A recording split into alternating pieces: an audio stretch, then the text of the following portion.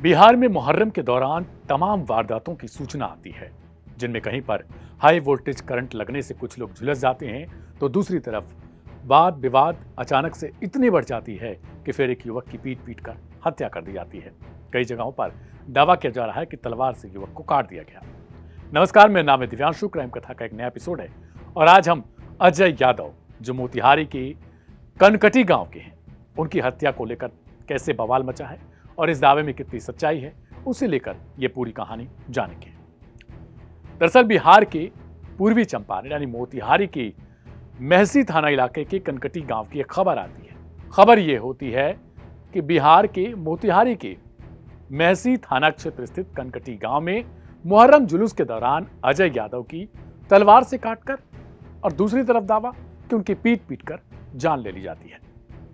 अब इस खबर के बाद राजनीति तो मचनी तय थी, लेकिन हैरानी की बात है कि इस खबर को लेकर अभी तक सिर्फ बीजेपी की तरफ से दावे किए गए, दूसरी पार्टियां इस पर चुप हैं। अजय यादव की हत्या के बाद बीजेपी की तरफ से अमित मालवीय का एक ट्वीट आता है। इसमें कहा जाता है कि अजय यादव की हत्या को लेकर आरजेडी समेत पूरा विपक्ष सन्नाटे में है। इसके बाद हमने बहुत सारी खबरों को देखा। खबरों में हमें सिर्फ कुछ ही खबरें ऐसी मिली जहां पर अजय यादव की हत्या को लेकर दावे किए गए थे। World-class faculty, cutting-edge labs, and immersive learning. A vibrant campus life beyond the classroom. SGT University, nurturing future leaders. इसके साथ ही हमने सोशल मीडिया के तमाम प्लेटफॉर्म पर देखा तो हमें बहुत सारी ऐसी खबरें मिली।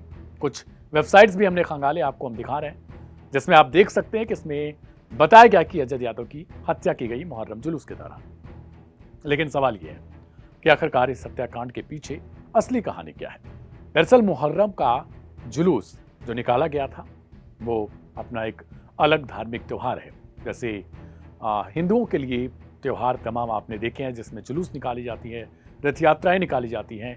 और आजकल एक नया ट्रेंड हो चुका है, जब भी कुछ इस तरीके के जुलूस, त्यौहार या फिर धार्मिक कार्यक्रम होते हैं तो उसमें दंगा फसाद होना अब ऐसा लग रहा है कि हमारे देश में आम बात हो चुकी है, जिसका फायदा राजनीतिक पार्टियां भरपूर उठाती हैं। वो कोई पार्टी हो, आप किसी एक पार्टी को पाक साफ नहीं कह सकते। अजय यादव के केस में भी कुछ ऐसा ही हुआ है। कुछ एकाध पार्टियां ऐसी हैं जो अजय यादव की हत्याकांड को लेकर सवाल खड़े कर रही हैं, दूसरी तरफ बाकी पार्टियां चुप हैं।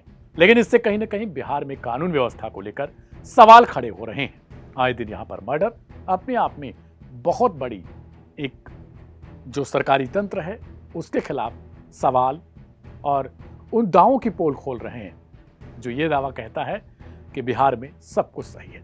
तो कहानी कुछ यूं शुरू होती है कि मुहर्रम का जुलूस निकल रहा था और इस दौरान लोग अपने तरीके से अपने त्यौहार को मना रहे थे।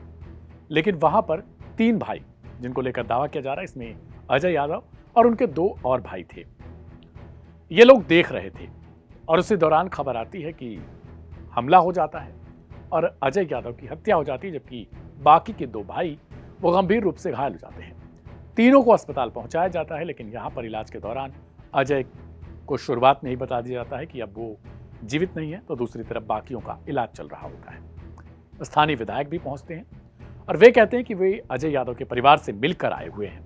यहाँ तक कि पुलिस प्रशासन भी यहाँ पर पहुंचता है और फिर जानकारी ली जाती है, सबको शांत रहने की अपील की जाती है, घटना की जांच के लिए कहा जाता है। लेकिन इससे पहले आखिरकार मुहर्रम के दौरान जो काटने की या फिर पीट पीट कर मारने के दावे किए गए, उनमें कितनी सच्चाई है।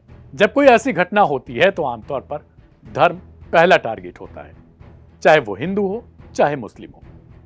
यहां पर भी खबरें कुछ इसी तरीके से फैलाई गई कि मुहर्रम के दौरान काट दिया गया या पीट पीट कर मार दिया गया। हमने बहुत सारी वेबसाइटों को देखा, बहुत सारे खबरों को देखा, तमाम उन लोगों से भी संपर्क किया जो इस घटना के बारे में विस्तार से जानकारी रखते हैं।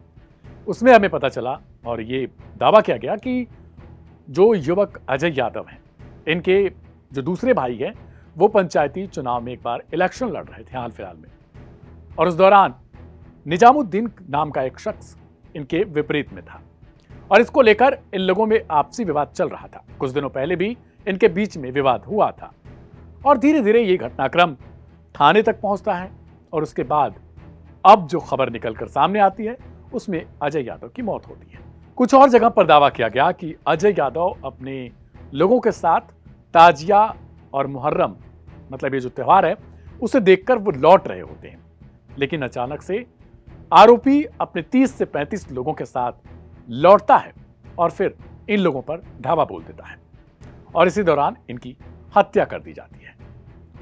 तो तलवार और पीट पीट कर हत्या करने वाली बातों में अभी तक कोई ऐसा पुलिस की तरफ से वेरिफिकेशन नहीं किया गया जिसमें हम ये दावे की पुष्टि कर सकें या फिर हम आपको बता सकें कि आखिरकार किस कारणों से और किस हथियार से अजय यादव की हत्या हुई। लेकिन हैरानी की बात है कि इस खबर को बहुत कम चैनलों ने अभी तक कवर किया है। हम आपको सुनवाते हैं आखिरकार जो स्थानीय विधायक हैं उनकी तरफ से क्या कुछ कहा गया। यह जो अजय यादव का जो हत्या हुआ है यह असहनीय है। हम मृतक के दरवाजे पर गए थे, एसपी साहब भी गए थे, डीएम साहब भी गए थे, डीआईजी साहब भी गए थे। बात हुआ है, जो भी हत्यारा है बख्शा नहीं जाएगा। प्रशासन भी गंभीर है, सरकार भी गंभीर है और इसको अरेस्टिंग करके स्पीडली ट्राई करके इसको जो है सो सजा दिलवाया जाएगा। चाहे अपराधी बिल में काहे नहीं हो, उसको खींच कर जो है सो अरेस्टिंग करके उसका सजा दिलवाया जाएगा। धार्मिक त्योहार आयोजन आजकल कुछ इस तरीके से हो चुके हैं कि जिनमें हमें पहले से पता हो जाता है कि हाँ, इस बार भी कुछ इसी तरीके का दंगा देखने को मिलेगा। चाहे वो किसी की रथ यात्रा निकल रही हो, चाहे वो ताजिया निकल रहा हो, लेकिन हर बार कुछ न कुछ ऐसे घटनाक्रम हो जाते हैं। या तो मंदिरों पर पत्थर फेंकने के आरोप लगेंगे या फिर मस्जिदों पर पत्थर फेंकने के आरोप लगेंगे। कभी कोई मस्जिद पर झंडा टांग देगा तो कभी कोई मंदिर पर झंडा टांग देगा। लेकिन सवाल तो यह है कि हमारी इंसानियत, हमारा सौहार्द और फिर जो देश हमारा पहले इसी के लिए जाना जाता था वो किस गर्त में जा रहा है। ये खबरें सिर्फ आजकल नहीं दिखती, ये बहुत सालों से दिख रही हैं, जिनसे यह सवाल खड़ा होता है कि अगर अभी यह हाल है तो आने वाले समय में कैसा होगा। अपने आप से भी पूछिएगा, अपने लोगों से भी पूछिएगा। इस खबर को शेयर करिएगा।